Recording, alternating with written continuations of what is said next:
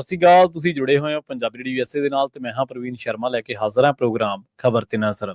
ਖਬਰ ਤੇ ਨਜ਼ਰ ਪ੍ਰੋਗਰਾਮ ਦੇ ਵਿੱਚ ਕੀ ਅਹਿਮ ਤੇ ਕੀ ਖਾਸ ਖਬਰਾਂ ਨੂੰ ਲੈ ਕੇ ਚਰਚਾ ਕਰਨ ਦੇ ਲਈ ਜੁੜ ਚੁੱਕੇ ਨੇ ਪੰਜਾਬ ਤੋਂ ਸੀਨੀਅਰ ਪੱਤਰਕਾਰ ਤੇ ਪੰਜਾਬ ਦੇ ਮੁੱਦਿਆਂ ਤੇ ਵਿਭਾਗ ਬੁਲਾਰੇ ਦੀਪਕ ਸ਼ਰਮਾ ਚਨਾਰਥਲ ਜੀ।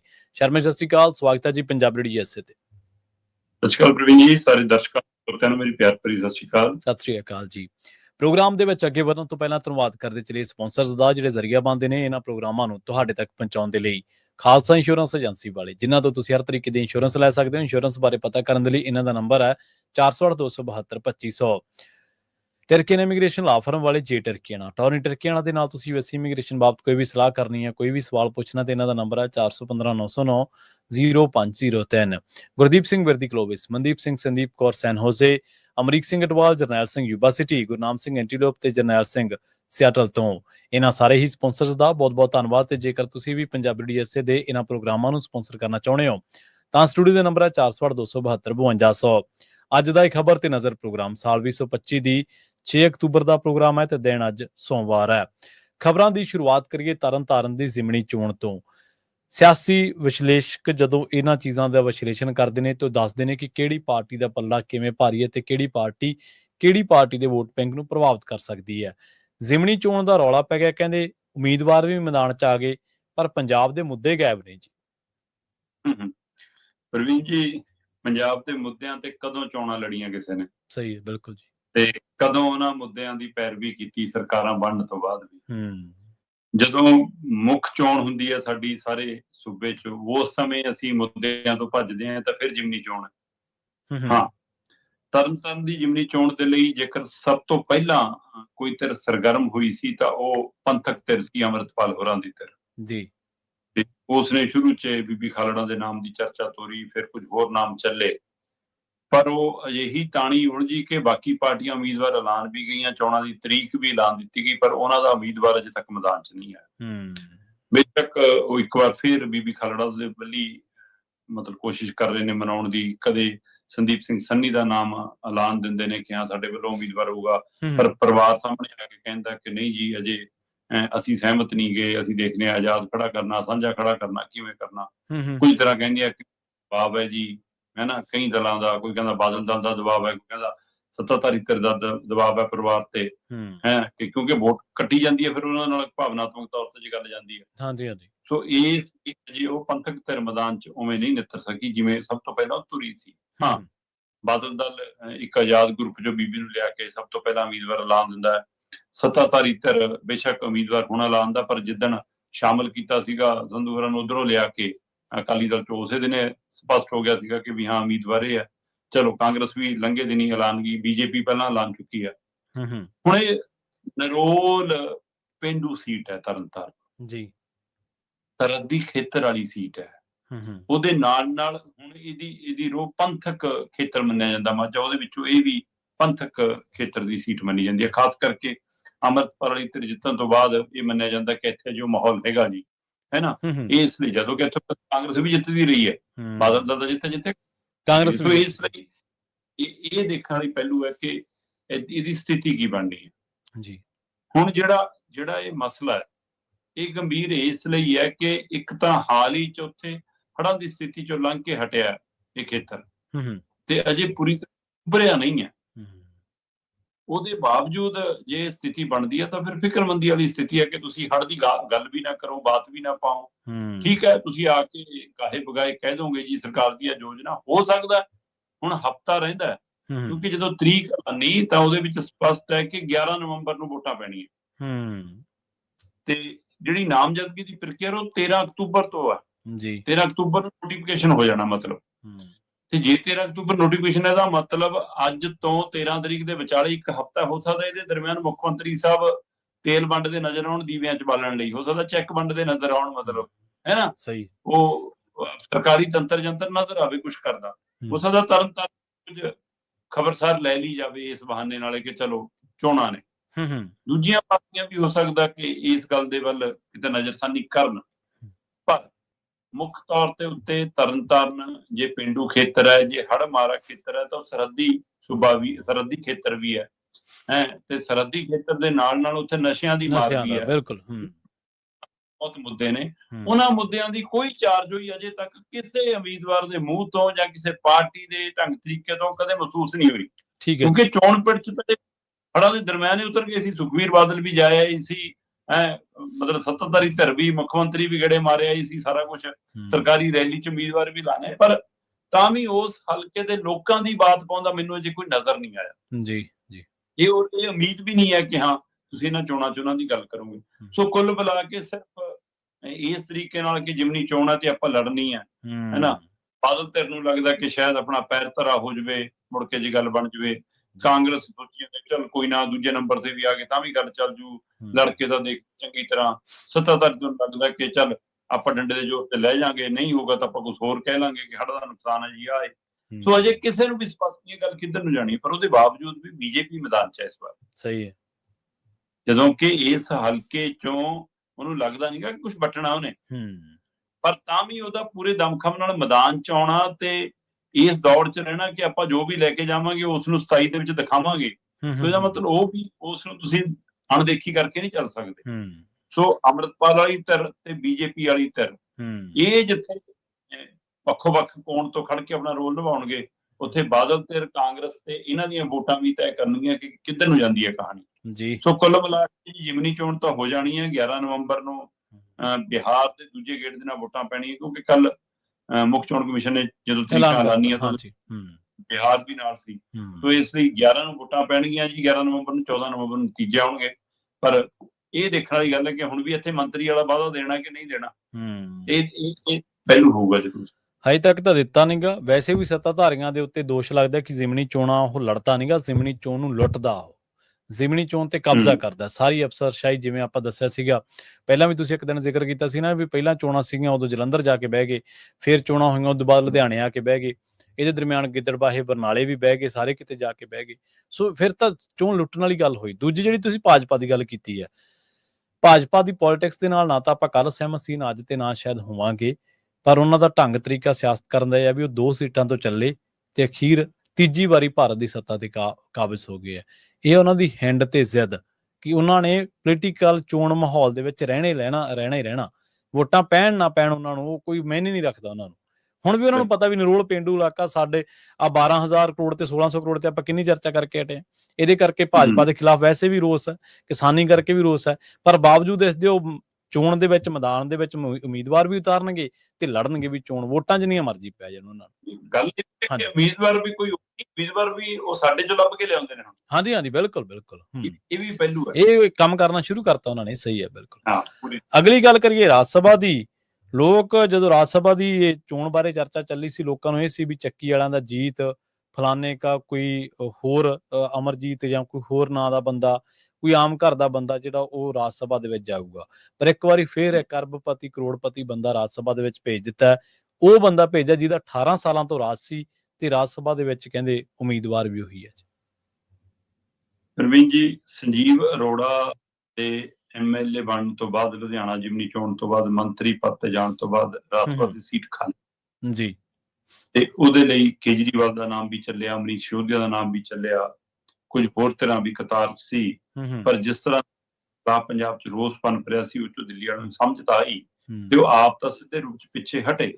ਪਰ ਜਿਨ੍ਹਾਂ ਨੂੰ ਰਾਜ ਸਭਾ ਭੇਜਿਆ ਉਹਨਾਂ ਚੋਂ ਕਿਹੜਾ ਪੰਜਾਬ ਦੀ ਬਾਤ ਪਾਉਂਦਾ, ਮੈਨੂੰ ਇਹ ਤਾਂ ਦੱਸ ਦੇਵੇ ਆਮ ਆਦਮੀ ਪਾਰਟੀ। ਸਹੀ ਹੈ।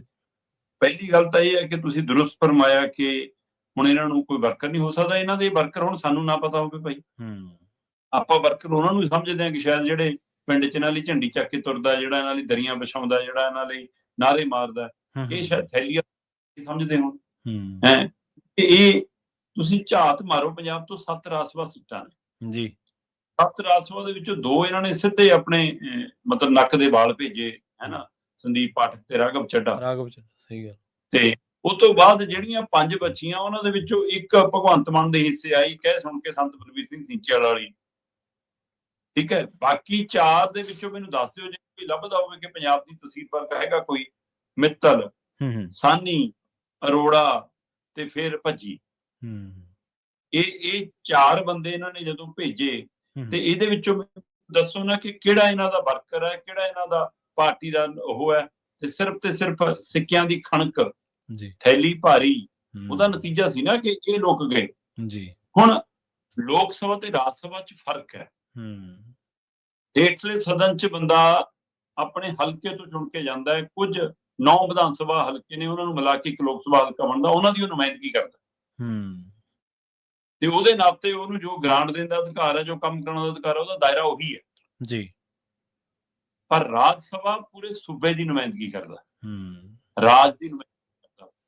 ਸਹੀ ਹੈ। ਉੱਪਰਲੇ ਸਦਨ ਦੇ ਵਿੱਚ ਜਾਂਦਾ ਹੈ, ਉਹਨੇ ਅਜਿਹਾ ਹੋਣਾ ਚਾਹੀਦਾ ਜਿਹਨੂੰ ਸੂਬੇ ਦੇ ਪਹਿਲੂਆਂ ਦਾ ਪਤਾ ਹੋਵੇ, ਸੂਬੇ ਦੇ ਮਸਲਿਆਂ ਦਾ ਪਤਾ ਹੋਵੇ, ਸੂਬੇ ਦੀ ਬਾਤ ਪਾਉਣੀ ਆਉਂਦੀ ਹੋਵੇ, ਸੂਬੇ ਦੇ ਮੁੱਦੇ ਚੁੱਕਣੇ ਆਉਂਦੇ ਹੋਣ, ਸੂਬੇ ਦੀ ਨੁਮਾਇੰਦਗੀ ਵਰਗਾ ਚਿਹਰਾ ਮੋਹਰਾ ਹੋਵੇ। ਪੰਜਾਬ ਵਿੱਚ ਅੱਜ ਦੀ ਤਰੀਕ 'ਚ ਆਰਥਿਕ ਮਸਲਾ ਹੈ, ਅੱਜ ਦੀ ਤਰੀਕ 'ਚ ਕਿਸਾਨੀ ਮਸਲਾ ਹੈ, ਮਜ਼ਦੂਰੀ ਮਸਲਾ ਹੈ, ਨਸ਼ੇ ਦਾ ਮਸਲਾ ਹੈ ਨਾ, ਪਾਣੀਆਂ ਦਾ ਮਸਲਾ ਹੈ। ਪੰਜਾਬ ਸੂਬੇ ਦੇ ਜਿਹੜੇ ਮਸਲੇ ਨੇ ਉਹਨਾਂ ਦੇ ਉੱਤੇ ਕਿੰਨੇ ਮਾਹਰ ਬੈਠੇ ਨੇ ਜੀ। ਸਹੀ ਹੈ। ਕਿੰਨੀਆਂ ਧਿਰਾਂ ਬੈਠੀਆਂ ਨੇ, ਕੋਈ ਵਾਈਸ ਚਾਂਸਲਰ ਹੈ, ਕੋਈ ਰਿਟਾਇਰਡ ਅਧਿਕਾਰੀ ਹੈ, ਕੋਈ ਉੱਘਾ ਸਿਆਸਤਦਾਨ ਹੈ, ਕੋਈ ਕਿਸਾਨੀ ਖੇਤਰ ਚੋਂ ਆਉਂਦਾ ਹੈ ਨਾ, ਕੋਈ ਪੰਥਕ ਧਿਰ ਚੋਂ ਆਉਂਦਾ ਹੈ, ਕੋਈ ਸਮਾਜਿਕ ਧਿਰ ਚੋਂ ਆਉਂਦਾ ਹੈ। ਕਿੰਨੇ ਨੇ ਜੀ? ਇਹਨਾਂ ਚੋਂ ਮੈਨੂੰ ਦੱਸ ਦਿਓ ਕਿਹਨੇ ਕਦੇ ਪੰਜਾਬ ਦੀ ਬਾਤ ਪਾਈ ਹੋਵੇ। ਠੀਕ ਹੈ, ਕਾਰੋਬਾਰੀ ਨੇ, ਵਾਲੇ ਨੇ, ਇਹੀ ਮਤਲਬ ਕਿ ਪਰਿਭਾਸ਼ਾ ਰਹਿ ਗਈ ਰਾਜ ਸਭਾ ਭੇਜਣ ਦੀ। ਉਹਦੇ ਵਿੱਚੋਂ ਰਜਿੰਦਰ ਗੁਪਤਾ ਜਿਹੜਾ ਹੁਣ ਚੁਣਿਆ ਸੰਜੀਵ ਅਰੋੜਾ ਦੀ ਥਾਂ ਤੇ, ਇਹਨੂੰ ਰਾਜ ਸਭਾ ਦਾ ਉਮੀਦਵਾਰ ਬਣਾਉਣੇ, ਇਹਦਾ ਰਾਜ ਤਾਂ ਪਿਛਲੇ 18 ਸਾਲ ਤੋਂ ਚੱਲਦਾ ਜੀ। ਸਹੀ ਗੱਲ ਹੈ ਜੀ, ਬਿਲਕੁਲ। ਮਤਲਬ ਬਾਦਲਾਂ ਦੇ 2 ਟਰਮ ਇਕੱਠੇ ਆਏ, ਦੋਵੇਂ ਟਰਮ ਦੇ ਵਿੱਚ ਇਹਦਾ ਰਾਜ ਭਾਗ ਉਵੇਂ ਹੀ ਰਿਹਾ। ਤੇ ਉਹ ਪਲੈਨਿੰਗ ਬੋਰਡ ਦੇ ਵਿੱਚ ਇਹਦਾ ਦਬਦਬਾ ਉਸੇ ਤਰ੍ਹਾਂ ਕਾਇਮ ਰਿਹਾ ਜਨਾਬ। ਜੀ ਜੀ। 5000 ਕਰੋੜ ਦੀ ਟਰਾਈਡੈਂਟ ਕੰਪਨੀ ਦਾ ਜਿਹੜਾ ਸੰਸਥਾਪਕ ਹੈ ਇਹ, ਹੈ ਨਾ, ਉਹ ਬਾਦਲਾਂ ਦੇ ਰਾਜ ਦੇ ਵਿੱਚ ਕੈਬਨਿਟ ਰੈਂਕ ਲੈ ਕੇ ਵਿਚਰਦਾ ਹੈ। ਤੇ ਫਿਰ ਰਾਜ ਤੋਂ ਘੱਟ ਕੀ ਹੈ। ਸਹੀ। ਅੰਦਰ ਦੀ ਸਰਕਾਰ ਆਉਂਦੀ ਹੈ ਤਾਂ ਆਪਣੇ ਤਾਂ ਆਮ ਅਸੀਂ ਦੇਖਿਆ ਕਿ ਜੇ ਕਿਸੇ ਦੂਜੀ ਪਾਰਟੀ ਵਾਲਾ ਸਰਪੰਚ ਵੀ ਹੋਵੇ, ਚਾਹੇ ਸਾਰਾ ਪਿੰਡ ਕਹਿੰਦਾ ਹੋਵੇ ਜੀ ਇਸੇ ਨੂੰ ਚੁਣ ਲਓ, ਅਸੀਂ ਨਾਲ ਆ, ਤਾਂ ਵੀ ਕਹਿੰਦੇ ਨਾ ਇਹ ਤਾਂ ਫਲਾਣੀ ਪਾਰਟੀ ਦਾ, ਇਹ ਨਹੀਂ। ਸਹੀ ਹੈ। ਤੇ ਇੱਥੇ ਕੋਈ ਫਰਕ ਨਹੀਂ। ਐਨਕਾਂ ਕਿਹੜੀਆਂ ਲੱਗਦੀਆਂ ਨੇ ਜੀ ਫਿਰ ਦੱਸਣ। ਕੈਪਟਨ ਦੇ ਟਾਈਮ 'ਚ ਵੀ ਉਹਦਾ ਰਾਜ ਭਾਗ ਉਵੇਂ ਹੀ ਚੱਲਿਆ ਤੇ ਉਹੀ ਸਾਰਾ ਕੁਝ। ਜੀ ਜੀ। ਚੰਨੀ ਸਾਹਿਬ ਨੇ ਤਾਂ ਵੀ ਨਹੀਂ ਕੁਝ ਹਿੱਲਿਆ ਤੇ ਹੁਣ ਭਗਵੰਤ ਮਾਨ ਆ ਗਏ ਤਾਂ ਵੀ ਨਹੀਂ ਹਿੱਲਿਆ, ਉਲਟਾ ਹੁਣ ਤਾਂ ਤਰੱਕੀ ਹੋ ਗਈ ਹੋਰ। ਇਹਦਾ ਮਤਲਬ ਇਹ ਕੀ ਹੈ ਜੀ, ਅਜਿਹਾ ਵੱਖਰਾ ਕਿਹੜੀ ਗਿੱਦੜ ਸਿੰਘੀ ਹੈ। ਸੋ ਇਹ ਸਭ ਨੂੰ ਸਮਝ ਆਉਂਦਾ ਹੈ ਕਿ ਇਹ ਮੁੱਲ ਪੈਂਦਾ ਸੀਟਾਂ ਦਾ, ਇਹ ਸੂਬੇ ਦੀ ਨੁਮਾਇੰਦਗੀ ਨਹੀਂ ਹੈ। ਸੋ ਇਸ ਲਈ 24 ਤਰੀਕ ਨੂੰ ਤੈਅ ਹੈ ਜੀ ਕਿ ਰਜਿੰਦਰ ਗੁਪਤਾ ਪੰਜਾਬ ਤੋਂ ਬਣ ਜਾਣਗੇ ਰਾਜ ਸਭਾ ਦੇ ਮੈਂਬਰ। ਹੁਣ ਕੀ ਮੋਬਾਈਲਾਂ ਵਾਲੇ ਮੁੱਕ ਗਏ ਪੰਜਾਬ 'ਚ? ਸਹੀ ਹੈ। ਕੀ ਰੇਹੜੀ ਲਾਉਣ ਵਾਲੇ ਮੁੱਕ ਗਏ? ਕੀ ਕਿਸਾਨੀ ਵਾਲੇ ਮੁੱਕ ਗਏ ਜੀ? ਕੀ ਮਾਸਟਰ ਦਾ ਮੁੰਡਾ ਕੋਈ ਨਹੀਂ ਹੈਗਾ ਹੁਣ? ਇੱਥੋਂ ਹੁਣ ਪਾਰਟੀ ਦੇ ਵਰਕਰ ਦੇਖਣ, ਇਹ ਤਾਂ ਪਾਰਟੀ ਦੇ ਸਮਰਥਕ ਦੇਖਣ। ਸੋ ਇਹ ਉਹਨਾਂ ਲਈ ਵੀ ਸਵਾਲ ਹੈ, ਪਰ ਪੰਜਾਬ ਲਈ ਇੱਕ ਸਵਾਲ ਹੈ ਕਿ ਆਦਤ ਕਿਉਂ ਬਣਦੀ ਜਾ ਰਹੀ ਹੈ। ਇਹ ਪਿਰਤ ਪਹਿਲਾਂ ਸੀਗਾ ਕਿ ਬਾਦਲ ਕੈਪਟਨਾਂ ਦੇ ਟਾਈਮ 'ਚ ਅਸੀਂ ਦੇਖਿਆ ਕਿ ਨਾ ਆਟੇ 'ਚ ਕਹੇ ਜੀ 1-2 ਬੰਦੇ ਐਡਜਸਟ ਹੋ ਜਾਂਦੇ ਸੀ, ਪਰ ਹੁਣ ਤਾਂ ਤੁਸੀਂ ਸਿੱਧਾ ਲੂਣ ਹੀ ਪਕਾਉਣਾ ਸ਼ੁਰੂ ਕਰਤਾ, ਉਹ 'ਚ ਆਟਾ ਵੀ ਨਹੀਂ ਪਾਉਂਦੇ, ਲੂਣ 'ਚ ਵੀ ਨਹੀਂ ਆਟਾ ਪਾਉਂਦੇ। ਇਸ ਲਈ ਇਹ ਸਥਿਤੀ ਦੇ ਵਿੱਚੋਂ ਫਿਰ ਮੈਂ ਉਹ ਚਰਨਜੀਤ ਭੁੱਲਰ ਦੀ ਰਿਪੋਰਟ ਦੇਖ ਰਿਹਾ ਸੀ, ਉਹ ਕਹਿੰਦਾ ਵੀ ਰਾਜ ਸਭਾ 'ਚ ਜ਼ਿਆਦਾਤਰ ਉਮੀਦਵਾਰ ਹੁਣ ਕਰੋੜਪਤੀ ਹੋ ਜਾ ਰਹੇ ਨੇ, ਅਰਬਪਤੀ ਹੋ ਜਾ ਰਹੇ ਨੇ। ਉਹਦੀ ਉਹ ਰਿਪੋਰਟ ਦੱਸਦੀ ਆ, ਕਹਿੰਦਾ ਕਿ 498 ਕਰੋੜ ਦੀ ਜਾਇਦਾਦ ਦਾ ਮਾਲਕ ਹੈ ਬਿਕਰਮਜੀਤ ਸਾਹਨੀ, ਤੇ ਰਾਜ ਸਭਾ ਦੇ ਵਿੱਚ 5ਵੇਂ ਨੰਬਰ ਤੇ ਆਉਂਦਾ ਉਹ ਅਮੀਰਾਂ 'ਚ। ਜੀ ਜੀ। ਤੇ ਉਹ ਤੋਂ ਬਾਅਦ ਸੰਜੀਵ ਅਰੋੜਾ ਸੀ 467ਵੇਂ ਨੰਬਰ ਤੇ ਸੀਗਾ ਉਹ, ਹੈ ਨਾ। ਤੇ ਉਹ ਕਹਿੰਦਾ ਵੀ 200 ਕਰੋੜ ਤੋਂ ਵੱਧ ਦੀ ਮਾਲਕੀ ਵਾਲੇ ਰਾਜ ਸਭਾ 'ਚ ਇਸ ਪੁਆਇੰਟ 8.44 8.5% ਮੈਂਬਰ 200 ਕਰੋੜ ਤੋਂ ਉੱਪਰ ਵਾਲੇ ਨੇ। ਠੀਕ ਹੈ ਜੀ। 100 ਕਰੋੜ ਤੋਂ ਉੱਪਰ ਵਾਲੇ ਰਾਜ ਸਭਾ ਦੇ ਵਿੱਚ 13.70 ਲਗਭਗ 14% ਨੇ, ਹੈ ਨਾ। ਤੁਸੀਂ ਇੱਥੋਂ ਦਾ ਜਦੋਂ ਕਿ ਲੋਕ ਸਭਾ 'ਚ 5% ਨੇ ਇਹ। ਰਾਜ ਸਭਾ ਵਿੱਚ ਇਸ ਵਕਤ ਕਹਿੰਦਾ 199 ਮੈਂਬਰ ਕਰੋੜਪਤੀ ਨੇ ਜੀ, ਉਹਦੇ ਕਰੀਬ ਮੈਂਬਰ ਕਰੋੜਪਤੀ ਨੇ, ਜਦੋਂ ਕਿ ਉਹ ਕਹਿੰਦਾ 31 ਮੈਂਬਰ ਅਰਬਪਤੀ ਨੇ। 400 ਕਰੋੜ ਤੋਂ ਵੱਧ ਦੀ ਜਾਇਦਾਦ ਵਾਲੇ 9 ਰਾਜ ਸਭਾ ਮੈਂਬਰ ਨੇ ਤੇ 300 ਕਰੋੜ ਦੀ ਵੱਧ ਦੀ ਜਾਇਦਾਦ ਵਾਲੇ 14 ਰਾਜ ਸਭਾ ਮੈਂਬਰ ਨੇ। ਸੋ ਰਾਜ ਸਭਾ ਤਾਂ ਹੁਣ ਰਾਜਾਸ਼ਾਹੀ ਦੀ ਹੈ ਜੀ, ਰਾਜਾਂ ਦੀ ਨਹੀਂ ਹੈ, ਰਾਜਾਂ ਦੀ। ਸੋ ਉਸ ਫਿਰ ਕੱਲ ਦੀਆਂ ਫੋਟੋਆਂ ਸਭ ਨੇ ਦੇਖ ਲਈਆਂ ਜੀ ਕਿ ਰਜਿੰਦਰ ਗੁਪਤਾ ਨੂੰ ਚੁਣਿਆ ਕਿਹਨੇ ਆ, ਪੰਜਾਬ ਵਾਲਿਆਂ ਨੇ ਥੋੜਾ ਚੁਣਿਆ।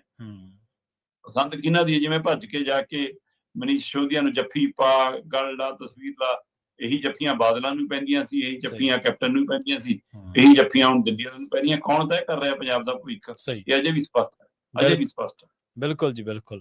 ਤੇ ਅਗਲੀ ਗੱਲ ਕਰੀਏ, ਜਦੋਂ ਇਹ ਮੁੱਖ ਮੰਤਰੀ ਸਾਹਿਬ ਵਿਰੋਧੀ ਧਿਰਾਂ ਦੇ ਵਿੱਚ ਹੁੰਦੇ ਸੀ, MP ਹੁੰਦੇ ਸੀ, ਉਦੋਂ ਕਹਿੰਦੇ ਸੀ ਬਾਦਲਾਂ ਨੇ ਜੇਲ੍ਹ ਵੀ ਵੇਚਤੀਆਂ, ਜੇਲ੍ਹਾਂ ਵੀ ਵੇਚਤੀਆਂ, ਬਾਦਲਾਂ ਨੇ ਖੱਡਾਂ ਵੀ ਵੇਚਤੀਆਂ, ਬਹੁਤ ਇਲਜ਼ਾਮ ਲਾਉਂਦੇ ਸੀਗੇ। ਲੋਕਾਂ ਨੂੰ ਇਹ ਸੀਗਾ ਵੀ ਚਲੋ ਸਾਡੇ ਨਾਲ ਖੜਨ ਵਾਲੀ ਧਿਰ ਹੈ, ਪਰ ਕਹਿੰਦੇ ਵੀ ਹੁਣ ਦਿੱਲੀ ਦੇ ਦਲਾਲਾਂ ਨੂੰ ਮੰਡੀ ਬੋਰਡ ਦੀ ਜਿਹੜੀ ਮੰਡੀ ਹੈ ਮੋਹਾਲੀ ਦੀ ਬੇਸ਼ਕੀਮਤੀ, ਜਿਹਦੀ ਜ਼ਮੀਨ ਵੀ ਬੇਸ਼ਕੀਮਤੀ ਹੈ ਤੇ ਜਿਹੜਾ ਅੱਡਾ ਵੀ ਬੇਸ਼ਕੀਮਤੀ ਹੈ, ਤੇ ਅਸੀਂ ਜੇ ਫਸਲਾਂ ਵੀ ਐਕਸਪੋਰਟ ਆਪਦੀਆਂ ਕਰਨੀਆਂ ਹੋਣ ਉੱਥੋਂ, ਤੇ ਉਹ ਵੀ ਬੇਸ਼ਕੀਮਤੀ ਉਸ ਲਿਹਾਜ਼ ਦੇ ਨਾਲ, ਉਹ ਕਹਿੰਦੇ ਦਿੱਲੀ ਦੇ ਦਲਾਲਾਂ ਨੂੰ ਵੇਚਤੀ ਜੀ ਇਹਨਾਂ ਨੇ। ਪ੍ਰਵੀਨ ਜੀ, ਇਹ ਪਿਛਲੇ ਕਈ ਦਿਨਾਂ ਦਾ ਮਾਮਲਾ ਪੰਜਾਬ 'ਚ ਭਖਿਆ ਹੋਇਆ। ਮੋਹਾਲੀ ਦੇ ਫੇਜ਼ 11 ਦੇ ਵਿੱਚ ਕਵਾਲੀ ਪਿੰਡ ਦੀ ਜ਼ਮੀਨ ਜੀ ਜਦੋਂ ਅਕਵਾਇਰ ਕੀਤੀ ਸੀ ਤਾਂ ਇਹ ਕਹਿ ਕੇ ਕੀਤੀ ਸੀ ਕਿ ਇੱਥੇ ਕਿ ਕਿਸਾਨ ਮੰਡੀ ਬਣਨੀ ਹੈ, ਸਬਜ਼ੀ ਫਲ ਫਰੂਟਾਂ ਦੀ ਮੰਡੀ ਬਣਨੀ ਹੈ, ਔਰ ਇਹ ਇੰਟਰਨੈਸ਼ਨਲ ਹੋਵੇਗੀ। ਇੱਥੋਂ ਫਲਾਈਟ ਏਅਰਪੋਰਟ ਨੇੜੇ ਹੈ, ਇੱਥੋਂ ਸਿੱਧਾ ਕਰਨੀਆਂ ਵਿਦੇਸ਼ਾਂ ਨੂੰ। ਮਤਲਬ ਉਸ ਸਮੇਂ ਜਦੋਂ ਜ਼ਮੀਨਾਂ ਲਈਆਂ ਗਈਆਂ ਤਾਂ ਇਸ ਖੇਤਰ ਦੇ ਆਲੇ ਦੁਆਲੇ 100-200 ਕਿਲੋਮੀਟਰ ਦੇ ਵਿੱਚ ਇਹ ਹਿਸਾਬ ਲਾਇਆ ਜਾ ਰਿਹਾ ਸੀ ਕਿ ਵੀ ਆਪਾਂ ਤਾਂ ਹੁਣ ਸਬਜ਼ੀਆਂ ਬੀਜਾਂਗੇ ਤੇ ਪਿੰਡੋਂ ਗੋਭੀ ਆਲੂ ਜਦੋਂ ਲੈ ਕੇ ਟਰੈਲੀ 'ਚ ਟੈਂਪੂ 'ਚ ਭਰ ਕੇ ਤੁਰਿਆ ਕਰਾਂਗੇ ਮੋਹਾਲੀ ਕੰਨੀ ਨੂੰ, ਆਪਾਂ ਤਾਂ ਸਿੱਧੇ ਇੱਥੇ ਡਾਲਰ ਕਮਾ ਕੇ ਆਇਆ ਕਰਾਂਗੇ ਕਿ ਆਪਣੀ ਰੁਪਈਆਂ 'ਚ ਥੋੜਾ ਵਿਕਣੀ ਹੈ ਮਾਲ, ਤਾਂ ਡਾਲਰਾਂ 'ਚ ਵਿਕਣਾ, ਸਿੱਧਾ ਵਿਦੇਸ਼ ਨੂੰ ਜਾਣਾ। ਕੋਈ ਸ਼ੱਕ ਨਹੀਂ, ਮੰਡੀ ਬਹੁਤ ਸੋਹਣੀ ਬਣੀ। ਜੇ ਚੱਲੀ ਨਹੀਂ ਤਾਂ ਇਹਦੇ ਲਈ ਫਿਰ ਸਿਸਟਮ ਤੇ ਸਰਕਾਰਾਂ ਜ਼ਿੰਮੇਵਾਰ ਨੇ। ਚੱਲੀ ਨਹੀਂ ਜਾਂ ਚਲਾਈ ਨਹੀਂ ਜਾਣ, ਸਵਾਲ ਤਾਂ ਇਹ ਜੀ। ਪ੍ਰਵੀਨ ਜੀ, ਜਿਹੜਾ ਆੜ੍ਹਤੀ ਆ ਨਾ, ਜਿਹੜਾ ਵਪਾਰੀ ਆ, ਉਹ ਸਾਡੇ ਨਾਲੋਂ ਪੈਸਾ ਕਮਾਉਣ ਦੇ ਮਾਮਲੇ 'ਚ, ਸਮਝ ਦੇ ਮਾਮਲੇ 'ਚ 200-300 ਗੁਣਾ ਉੱਪਰ ਹੁੰਦਾ। ਬਿਲਕੁਲ ਸਹੀ, ਬਿਲਕੁਲ, ਕੋਈ ਸ਼ੱਕ ਨਹੀਂ। ਚੰਡੀਗੜ੍ਹ ਦੀ ਜਿਹੜੀ ਸਬਜ਼ੀ ਮੰਡੀ ਆ, ਹਾਂਜੀ, ਉੱਥੇ ਆੜ੍ਹਤੀਏ ਨੇ, ਚਾਹੇ ਉਹ ਪੰਜਾਬ ਨਾਲ ਸੰਬੰਧਿਤ ਨੇ, ਚਾਹੇ ਹਰਿਆਣੇ ਨਾਲ ਸੰਬੰਧਿਤ ਨੇ, ਉਹਨਾਂ ਆੜ੍ਹਤੀਆਂ ਨੇ ਲਗਭਗ 99.9% ਫੜ 9% ਦੁਕਾਨਾਂ ਇਸੀ ਸਬਜ਼ੀ ਮੰਡੀ ਦੀਆਂ ਖਰੀਦ ਲੀਆਂ। ਠੀਕ ਹੈ। 80 ਕਰੋੜ ਰੁਪਈਆ ਕਮਾਇਆ ਮੰਡੀ ਬੋਰਡ ਨੇ ਦੁਕਾਨਾਂ ਵੇਚ। 80 ਕਰੋੜ, ਪਰ ਉਹਨਾਂ ਨੂੰ ਰਜਿਸਟਰੀ ਨਹੀਂ ਅਜੇ ਤੱਕ ਕਰਾਈ। ਜੇ ਰਜਿਸਟਰੀ ਕਰਾਈ ਹੁੰਦੀ ਤਾਂ 7 ਕਰੋੜ ਸਰਕਾਰੀ ਖਜ਼ਾਨੇ 'ਚ ਵੀ ਆਉਂਦਾ। ਹੁਣ ਦਿੱਲੀ ਵਾਲੇ ਦਲਾਲ ਆ ਗਏ। ਮਤਲਬ ਹੁਣ ਤਾਂ ਦਿੱਲੀ ਦਾ ਪ੍ਰੋਗਰਾਮ ਹੋਵੇ ਤਾਂ ਟੈਂਟ ਵੀ ਦਿੱਲੀ ਤੋਂ ਆਉਂਦਾ। ਆਪਾਂ ਤਾਂ ਪਹਿਲੇ ਦਿਨ ਤੋਂ ਗੱਲ ਕਰਦਾ ਰਿਹਾ ਕਿ ਜਿਹੜੀ ਵੀ ਕੋਈ ਯੋਜਨਾ ਆਉਂਦੀ ਹੈ ਦਿੱਲੀ ਦੀ ਕੰਪਨੀ ਇਨਵੋਲਵ ਹੁੰਦੀ ਹੈ। ਹੁਣ ਜਿਹੜੇ ਪਹਿਲਾਂ ਮਤਲਬ ਹਰ ਹਿੱਲੇ ਨਾ ਆਮ ਆਦਮੀ ਪਾਰਟੀ ਦਾ ਇੱਕ ਫਾਰਮੂਲਾ ਹੁਣ ਜੱਗ ਜ਼ਾਹਰ ਹੋ ਗਿਆ ਕਿ ਹਰ ਹਿੱਲੇ ਪੈਸਾ ਬਟੋਰੋ, ਕਿਤੋਂ ਵੀ ਪੈਸਾ ਲਿਆਓ। ਜੇ ਖਜ਼ਾਨਾ ਭਰਨ ਦੀ ਮਨਸ਼ਾ ਹੁੰਦੀ ਤਾਂ ਖਜ਼ਾਨਾ ਇਮਾਨਦਾਰੀ ਨਾਲ ਵੀ ਭਰ ਜਾਂਦਾ, ਰੇਤ ਬਜਰੀ ਸ਼ਰਾਬ ਕਾਰੋਬਾਰੀ ਨਾਲ ਵੀ ਭਰ ਜਾਂਦਾ ਜਿਹੜੇ ਦਮ ਭਰਦੇ ਸੀ। ਇਹਦਾ ਮਤਲਬ ਖਜ਼ਾਨਾ ਭਰਨ ਦੀ ਤਾਂ ਮਨਸ਼ਾ ਨਹੀਂ, ਮਨਸ਼ਾ ਤਾਂ ਖੀਸੇ ਭਰਨ ਦੀ ਹੈ। ਸੋ ਹੁਣ ਜੇ ਖੀਸੇ ਭਰਨ ਦੀ ਮਨਸ਼ਾ ਤਾਂ ਉਹਦੇ ਵਿੱਚ ਤੁਸੀਂ ਕਦੇ ਲੈਂਡ ਪੂਲਿੰਗ ਲਿਆਏ, ਉਹ 'ਚ ਪੈਸਾ ਬਟੋਰਨ ਦੀ ਕੋਸ਼ਿਸ਼ ਨਹੀਂ ਸਿਰੇ ਚੜੀ। ਤੁਸੀਂ ਸ਼ਾਮਲਾਤਾਂ ਵੇਚਣ ਦੀ ਕਵਾਇਦ 'ਚ ਆਏ, ਉਹਦੇ ਵਿਰੁੱਧ ਆਵਾਜ਼ ਉੱਠੀ, ਹੈ ਨਾ। ਤੁਸੀਂ ਜ਼ਮੀਨਾਂ ਐਕਵਾਇਰ ਕਰਕੇ ਮਤਲਬ ਕਿ ਇੱਥੇ ਡਾਈ ਇੰਡਸਟਰੀ ਜਿਹੀ ਇੰਡਸਟਰੀ ਲਿਆਉਣ ਦੀ ਕਵਾਇਦ ਕੀਤੀ ਹੈ। ਤੁਸੀਂ ਪਿੰਡਾਂ ਦੀਆਂ ਜੀ ਕਹਿੰਦੇ ਜੀ ਆ 5% ਦੇ ਦਿਓ ਜਿਹੜੀਆਂ ਤੁਹਾਡੀ ਜ਼ਮੀਨਾਂ ਪ੍ਰੋਜੈਕਟਾਂ 'ਚ ਆਈਆਂ ਜੀ, ਉਹਦਾ ਜੀ ਅਸੀਂ ਲੈਣਾ ਜੀ। ਫਿਰ ਕਹਿੰਦੇ ਜੀ ਆ ਰੰਗਲਾ ਪੰਜਾਬ ਬਣਾਉਣਾ ਜੀ, ਇਹਦੇ ਲਈ 50% ਦੇ ਦਿਓ ਜੀ ਉਹਦੇ ਵਿੱਚੋਂ। ਫਿਰ ਅਸੀਂ ਗੈਸਟ ਹਾਊਸ ਗਹਿਣੇ ਪਾ ਦੇਣੇ ਨੇ ਜੀ। ਤੁਸੀਂ ਹਰ ਹੀਲੇ ਜ਼ਮੀਨਾਂ ਤੇ ਨਜ਼ਰ, ਪੈਸੇ ਤੇ ਨਜ਼ਰ, ਬਟੋਰਨ ਦੀ ਕੋਸ਼ਿਸ਼, ਉਹਦੇ ਵਿੱਚੋਂ ਹੀ ਮੰਡੀ ਬੋਰਡ ਦੀ ਇਸ ਮੰਡੀ ਤੇ ਨਜ਼ਰ ਪੈਂਦੀ ਹੈ। ਕਹਿੰਦੇ ਜੀ ਸਤਿੰਦਰ ਜੈਨ ਇੱਕ ਦਲਾਲ ਲੱਭ ਕੇ ਲਿਆਇਆ, ਉਹਦੇ ਨਾਲ ਸੌਦਾ ਹੋ ਗਿਆ, ਉਹਨੂੰ ਪਸੰਦ ਆ ਗਈ। ਮੰਡੀ ਬੋਰਡ ਨੂੰ ਹਦਾਇਤ ਹੋ ਗਈ ਕਿ ਚਿੱਠੀ ਕੱਢੋ, ਨੋਟਿਸ ਕੱਢੋ ਤੇ ਮੰਡੀ ਬੋਰਡ ਦੀ ਇਸ ਮੰਡੀ ਨੂੰ ਤੁਸੀਂ ਪੁੱਡਾ ਦੇ ਨਾਂ ਤੇ ਤਬਦੀਲ ਕਰੋ। ਉਹਨਾਂ ਨੇ ਮਤਾ ਪਾਤਾ, ਇਹ ਪੁੱਡਾ ਨੂੰ ਤਬਦੀਲ ਹੋਣ ਜਾ ਰਹੀ ਹੈ। ਤੇ ਦੁਕਾਨਾਂ ਵਾਲਿਆਂ ਨੂੰ ਜਿਨ੍ਹਾਂ ਨੇ 80 ਕਰੋੜ ਖਰਚ ਕੇ ਇਹ ਦੁਕਾਨਾਂ ਲਈਆਂ ਸੀ, ਉਹਨਾਂ ਨੂੰ ਬੁਲਾ ਕੇ ਕਿਹਾ ਤੁਹਾਨੂੰ 6% ਉੱਪਰ ਵਿਆਜ ਦੇ ਕੇ ਪੈਸਾ ਲੈ ਜਾਓ ਆਪਣਾ ਚੱਕ ਕੇ, ਤੁਹਾਨੂੰ ਬਾਕੀ ਹੋਰ ਦੁਕਾਨਾਂ ਚਾਹੀਦੀਆਂ ਹੋਣਗੀਆਂ ਏਅਰਪੋਰਟ ਰੋਡ ਤੇ ਦੇ ਦਿਆਂਗੇ, ਮੰਡੀ ਨਹੀਂ ਤੁਹਾਡੀ ਰਹਿਣੀ, ਮੰਡੀ ਤਾਂ ਅਸੀਂ ਵੇਚਤੀ। ਤੇ ਹੁਣ ਜ਼ਿੰਮੇਵਾਰੀ ਕਵਾਲੀ ਪਿੰਡ ਦੀ ਪੰਚਾਇਤ ਦੀ ਆ ਕਿ ਉਹ ਯਾਦ ਕਰਾਉਣ ਪੰਜਾਬ ਸਰਕਾਰ ਨੂੰ ਸ਼ੀਸ਼ੇ ਵਾਂਗ ਉਹ ਜਿਹੜੇ ਨਿਯਮ ਨੇ ਕਿ ਭਾਈ ਜਿਸ ਕੰਮ ਲਈ ਜ਼ਮੀਨ ਲਈ ਜਾਂਦੀ ਹੈ, ਜੇ ਉਹ ਕੰਮ ਲਈ ਨਹੀਂ ਵਰਤੀ ਜਾਂਦੀ ਤਾਂ ਜ਼ਮੀਨ ਵਾਪਸ ਹੁੰਦੀ ਹੈ। ਯਾਦ ਕਰਾਉਣ ਜਥੇਬੰਦੀਆਂ, ਕਿਸਾਨ ਧਿਰਾਂ, ਤੇ ਇਹ ਮੈਨੂੰ ਲੱਗਦਾ ਇਹਨਾਂ ਆੜ੍ਹਤੀਆਂ ਨੂੰ ਵੀ ਆਪਣਾ ਰੋਲ ਨਿਭਾਉਣ ਦੀ ਲੋੜ ਹੈ ਇਸ ਮੌਕੇ। ਤੋ ਇਸ ਲਈ ਇਹ ਸਾਰੀਆਂ ਧਿਰਾਂ ਆ ਕੇ ਸਵਾਲ ਖੜਾ ਕਰਨਗੀਆਂ ਤਾਂ ਬਚੂ, ਨਹੀਂ ਇਹ ਮੰਡੀ ਤਾਂ ਗਈ। ਔਰ ਜਿਵੇਂ ਮੈਂ ਸ਼ਾਮਲਾਤ ਦੇ ਮਾਮਲੇ 'ਚ ਗੱਲ ਕਰਦਾ ਸੀ ਨਾ ਕਿ 288 ਪਿੰਡਾਂ ਦਾ ਮਾਮਲਾ ਨਹੀਂ ਹੈ, ਇੱਥੋਂ ਗੱਲ ਸ਼ੁਰੂ ਸਾਰੇ ਪੰਜਾਬ ਤੱਕ ਜਾਣੀ ਆ। ਤੇ ਹੂੰ ਉਸ ਤਰ੍ਹਾਂ ਜੇ ਹੁਣ ਇੱਕ ਮੰਡੀ ਨੂੰ ਹੱਥ ਪੈ ਗਿਆ ਤਾਂ ਇਹਨਾਂ ਨੂੰ ਸ਼ੌਕ ਪੈ ਜਾਣਾ, ਕਿਉਂਕਿ ਜਿਵੇਂ ਕੇਂਦਰ ਨੂੰ ਆਦਤ ਆ ਨਾ ਕਿ ਮੰਡੀਆਂ ਦਾ ਭੋਗ ਪਾਓ ਤੇ ਸਿੱਲੋਆਂ ਰਾਹੀਂ ਕੰਮ ਚਲਾਓ, ਹੂੰ ਇਹ ਵੀ ਉਧਰ ਨੂੰ ਹੀ ਹੈ। ਜੀ ਹੁਣ ਇੱਥੇ ਮਾਲ ਖੁੱਲੂਗਾ ਕਿ ਇਹਨਾਂ ਦੀ ਮੰਡੀ ਖੁੱਲੂਗੀ, ਇਹ ਆਉਣ ਵਾਲਾ ਸਮਾਂ ਦੱਸੂਗਾ। ਪਰ ਜੀ ਦਿੱਲੀ ਦੇ ਦਲਾਲਾਂ ਨੂੰ ਵੇਚਣ ਦੀ ਤਿਆਰੀ ਹੋ ਚੁੱਕੀ ਹੈ ਲਗਭਗ। ਜੇ ਕੋਈ ਬਚਾ ਸਕਦਾ ਤਾਂ ਕਿਸਾਨੀ ਧਿਰਾਂ ਬਚਾ ਸਕਦੀਆਂ, ਜਾਂ ਪਿੰਡ ਦੀ ਗ੍ਰਾਮ ਸਭਾ ਬਚਾ ਸਕਦੀ ਹੈ, ਹੋਰ ਤਾਂ ਕੀ ਬਚਾ ਸਕਦਾ ਹੈ? ਮੀਡੀਆ ਦੇ ਉੱਤੇ ਚਰਚਾ ਬਚਾ ਸਕਦੀ ਹੈ। ਯੂ ਟਰਨ ਮਾਰਨ 'ਚ ਹੁਸ਼ਿਆਰ ਹੈ, ਇਹਨਾਂ ਨੂੰ ਮਾਰਨਾ ਸੌਖਾ ਵੀ ਹੈ, ਮਾਰ ਜਾਣਗੇ ਜਦੋਂ ਲੋਕਾਂ ਦਾ ਦਬਾਅ ਬਣਿਆ, ਪਰ ਦਬਾਅ ਬਣਾਉਣਾ ਪਊਗਾ, ਇਸ ਤਰ੍ਹਾਂ ਨਹੀਂ ਗਾ। ਅਗਲੀ ਗੱਲ ਕਰੀਏ ਚੀਫ ਜਸਟਿਸ ਦੇ ਬਾਰੇ, ਜਿਹੜਾ ਜੁੱਤਾ ਸੁੱਟਿਆ ਗਿਆ, ਬਹੁਤ ਮੰਦਭਾਗੀ ਘਟਨਾ ਵਾਪਰੀ ਹੈ। ਇਹ ਘਟਨਾ ਇੱਕ ਘਟਨਾ ਹੀ ਹੈ ਜਾਂ ਕੋਈ ਇਹਦੇ ਪਿੱਛੇ ਕੋਈ ਲੁਕਵਾਂ ਸੁਨੇਹਾ, ਸ਼ਰਮਾ ਜੀ? ਪ੍ਰਵੀਨ ਜੀ, ਚੀਫ ਜਸਟਿਸ BR ਗਵਈ ਹੋਰਾਂ ਵੱਲ ਜਿਸ ਤਰ੍ਹਾਂ ਜੁੱਤਾ ਸੁੱਟਿਆ ਗਿਆ, ਉਹ ਕਿਸੇ ਇੱਕ ਮਸਲੇ ਦਾ ਰੋਸਾ ਨਹੀਂ ਸੀ ਜੀ, ਕਿਸੇ ਘਟਨਾ ਦਾ ਰੋਸ ਪ੍ਰਗਟਾਵਾ ਨਹੀਂ ਸੀ। ਹੂੰ ਉਹਦੇ ਨਾਲ ਇੱਕ ਧਾਰਮਿਕ ਨਾਅਰਾ ਜਿਵੇਂ ਉਚਾਰਿਆ ਗਿਆ, ਜੀ, ਉਹਦੇ ਰਾਹੀਂ ਇਹ ਸੁਨੇਹਾ ਸੀਗਾ ਵੀ ਕਿ ਸਾਡਾ ਪਸੰਦਾ ਜੇ ਕੋਈ ਕੰਮ ਤੁਸੀਂ ਨਹੀਂ ਕਰੋਗੇ, ਸਾਡੇ ਪਸੰਦ ਅਨੁਸਾਰ ਨਹੀਂ ਚੱਲੋਗੇ, ਫੈਸਲੇ ਸਾਡੇ ਅਨੁਸਾਰ ਨਹੀਂ ਕਰੋਗੇ, ਸਾਡੀਆਂ ਧਾਰਨਾਵਾਂ ਅਨੁਸਾਰ ਨਹੀਂ ਕਰੋਗੇ, ਹੈ ਨਾ, ਕਾਨੂੰਨ ਦੀਆਂ ਕਿਤਾਬਾਂ ਲਾਂਭੇ ਰੱਖ ਦੋ, ਸਿਰਫ ਸਾਡੇ ਨਾਮ ਤੇ ਫੈਸਲਾ ਕਰੋ, ਅਸੀਂ ਬਹੁ ਗਿਣਤੀ ਹਾਂ, ਹੈ ਨਾ, ਫਿਰ ਇਹਦਾ ਮਤਲਬ ਇਹ ਇੱਕ ਸਾਜ਼ਿਸ਼ ਸੀ, ਇਹ ਇੱਕ ਸ਼ਰਾਰਤ ਸੀ। ਕਿਉਂਕਿ ਜੁੱਤਾ ਛਾਲਣ ਵਾਲਾ ਬੰਦਾ ਕਾਨੂੰਨ ਪਾੜਾ ਹੈ, ਵਕੀਲ ਹੈ ਜੀ, ਉਸ ਨੂੰ ਕਾਲੇ ਕੋਟ ਦੀ ਮਰਿਆਦਾ ਦਾ ਵੀ ਪਤਾ, ਤੇ ਉਸ ਨੂੰ ਜੱਜ ਸਾਹਿਬ ਦੇ ਅਹੁਦੇ ਦਾ ਵੀ ਪਤਾ, ਤੇ ਚੀਫ ਜਸਟਿਸ ਦਾ ਵੀ ਪਤਾ। ਤੇ ਇਹਦਾ ਮਤਲਬ ਕੋਈ ਉਹ ਤਾਂ ਹੈ ਨਹੀਂਗਾ ਕਿ ਹਾਂ ਅਨਪੜ੍ਹ ਹੈ ਬੰਦਾ, ਕੋਈ ਨਾ ਸਮਝਿਆ ਬੰਦਾ, ਕੋਈ ਮਾਨਸਿਕ ਰੋਗੀ ਆ ਬੰਦਾ, ਇਹ ਤਾਂ ਹੈ ਨਹੀਂਗਾ। ਅਸਲ 'ਚ ਪਿਛਲੇ ਦਿਨੀ ਸਤੰਬਰ ਮਹੀਨੇ 'ਚ ਇੱਕ ਫੈਸਲਾ ਆਉਂਦਾ, ਜਦੋਂ ਭਗਵਾਨ ਵਿਸ਼ਨੂੰ ਜੀ ਦੀ ਇੱਕ ਮੂਰਤ ਦੇ ਹਵਾਲੇ ਨਾਲ ਕਿ ਉਹਨਾਂ ਦੇ ਸਿਰ ਦੇ ਉਹ ਖੰਡਤ ਹੈ ਜੀ, ਉਹਨੂੰ ਪੁਨਰ ਸਥਾਪਿਤ ਕਰਨਾ ਹੈ, ਤੇ ਅਜਿਹੇ ਮਾਮਲੇ ਜਿਹੜੇ ਆਉਂਦੇ ਨੇ ਉਹਨਾਂ ਦੇ ਉੱਤੇ ਗਵਈ ਸਾਹਿਬ ਨੇ ਕਿਹਾ ਵੀ ਕਿ ਜੇ ਤੁਸੀਂ ਭਗਤ ਹੋ ਤਾਂ ਜਾ ਕੇ ਫਿਰ ਅਰਦਾਸ ਕਰੋ, ਸਹੀ ਹੈ, ਜਾ ਕੇ ਪ੍ਰਾਰਥਨਾ ਕਰੋ ਕਿ ਇਹੋ ਜਿਹੇ ਮਾਮਲਿਆਂ ਨੂੰ ਤੁਸੀਂ ਕਿਸ ਆਧਾਰ ਤੇ ਕੋਰਟਾਂ 'ਚ ਲਿਆਉਂਦੇ ਰਹਿੰਦੇ ਹੋ, ਮਤਲਬ ਕਿ ਇਹ ਧਾਰਮਿਕ ਪੱਧਰ ਤੇ ਸੰਸਥਾਵਾਂ ਦੇ ਪੱਧਰ ਤੇ ਮਸਲੇ ਹੱਲ ਹੋ ਜਾਂਦੇ ਨੇ। ਸਹੀ ਹੈ। ਉਹ ਕਹਿਣ ਦੇ ਭਾਵ ਨੂੰ ਇਹ ਕਿਹਾ ਗਿਆ ਜੀ ਕਿ ਇਹਨਾਂ ਨੇ ਕਹਿਤਾ ਕਿ ਭਗਵਾਨ ਆਪੇ ਕਰ ਲਵੇ, ਜਾਓ, ਮਤਲਬ ਕਿ ਉਹਨੂੰ ਇਸ ਅਰਥਾਂ 'ਚ ਵੀ ਲਿਆ ਗਿਆ। ਹੁਣ ਕਹਿਣ ਦਾ ਤਰੀਕਾ ਵੀ ਨਾ ਮਤਲਬ ਕਿਤੇ ਭਰਮ ਪਾਉਂਦਾ, ਪੈਦਾ ਕਰਦਾ ਤਾਂ ਉਹਦੇ ਵਿੱਚੋਂ, ਪਰ ਉਹਦਾ ਤਰੀਕਾ ਫਿਰ ਕੀ ਇਹੀ ਬਣਦਾ ਕਿ ਇਸ ਮਾਮਲੇ ਦੇ ਫਿਰ ਜੁੱਤੇ ਮਾਰਨ ਲੱਗ ਜਾਓ? ਬਾਤ ਤਾਂ ਇਹ ਹੈ। ਹੁਣ ਇਹ ਕੀ ਸੁਨੇਹਾ ਦਿੰਦਾ? ਬੇਸ਼ੱਕ ਪ੍ਰਧਾਨ ਮੰਤਰੀ ਨਰਿੰਦਰ ਮੋਦੀ ਹੋਰਾਂ ਨੇ ਗਵਈ ਨਾਲ ਗੱਲਬਾਤ ਕੀਤੀ, ਹੋਰ ਧਿਰਾਂ ਨੇ ਰੋਸਾ ਪ੍ਰਗਟਾਇਆ, ਵਿਰੋਧ ਕੀਤਾ, ਉਹਦਾ ਬੰਦੇ ਦਾ ਲਾਇਸੈਂਸ ਰੱਦ ਹੋ ਗਿਆ, ਪਰ ਸੁਨੇਹਾ ਕੀ ਗਿਆ ਜੀ? ਸੋ ਇਹ ਸੁਨੇਹਾ ਦੇਣ ਦੀ ਕੋਸ਼ਿਸ਼। ਇੱਥੇ ਜਦੋਂ ਗਊ ਰੱਖਿਆ ਦੇ ਨਾਂ ਦੇ ਉੱਤੇ ਕੁੱਟਮਾਰ, ਕਤਲੋਗਾਰਤ, ਫਰਿੱਜ ਫਰੋਲੋ ਜੇ ਉਹ ਹੁੰਦਾ ਸੀ, ਹਾਂਜੀ ਹਾਂਜੀ, ਤਾਂ ਮੁਹੱਬਤ ਨੂੰ ਲੈ ਕੇ ਗਏ ਤੁਸੀਂ। ਸਵਾਲ ਤਾਂ ਇਹ ਹੈ ਕਿ ਜੇਕਰ ਕਿਸੇ ਹੋਰ ਭਾਈਚਾਰੇ ਦੇ ਨੇ ਕੀਤੀ ਹੁੰਦੀ, ਹੁਣ ਤੱਕ ਅਸੀਂ ਫੂਕ ਮਾਰਨਾ ਸ਼ੁਰੂ ਕਰ ਦਿੱਤਾ ਹੁੰਦਾ, ਭੰਨਤੋੜ ਸ਼ੁਰੂ ਕਰ ਦਿੱਤੀ ਹੁੰਦੀ। ਹੁਣ ਦੁੱਖ ਕਿਉਂ ਨਹੀਂ ਲੱਗਦਾ ਜੀ? ਹੁਣ ਕਿਉਂ ਨਹੀਂ ਮਹਿਸੂਸ ਹੁੰਦੀ? ਇਹ ਸਮਝਣ ਦੀ ਲੋੜ ਹੈ। ਕਿਤੇ ਨਾ ਕਿਤੇ ਇਹ ਧਰਮ ਦੇ ਚੋਲੇ ਪਾ ਕੇ ਜਿਹੜੇ ਲੋਕ ਆਉਂਦੇ ਆ ਨਾ, ਇਹ ਸਾਡੇ 'ਚ ਵੰਡੀਆਂ ਪਾਉਣਾ ਚਾਹੁੰਦੇ ਆ, ਇਹ ਸਾਨੂੰ ਖੰਡਿਤ ਕਰਕੇ ਰੱਖਣਾ ਚਾਹੁੰਦੇ ਆ। ਇਹ ਕਹਿੰਦੇ ਕਿ ਮੂਰਤ ਦੇ ਨਾਂ ਤੇ ਬੰਦੇ ਜਿਹਨੇ ਤੋੜ ਹੁੰਦੇ ਆ, ਭੰਨ ਹੁੰਦੇ ਆ, ਭੰਨ ਦੋ। ਸੋ ਇਹ ਫਿਰ ਤੁਸੀਂ ਸੱਚੇ ਭਗਤ ਥੋੜਾ ਹੋ। ਕਿਹੜਾ ਸਨਾਤਨੀ ਧਰਮ ਸਿਖਾਉਂਦਾ ਜੀ ਕਿ ਹਾਂ ਜੇ ਤੁਹਾਡੇ ਖਿਲਾਫ ਕੋਈ ਗੱਲ ਆ ਗਈ ਤਾਂ ਉਹਦੇ ਉਲਟ ਜਾ ਕੇ ਤੁਸੀਂ ਸਿਰ ਪਾੜੋ ਕਿਸੇ ਦੇ ਜੁੱਤੇ? ਸਹੀ ਗੱਲ, ਕਿਹੜਾ ਧਰਮ?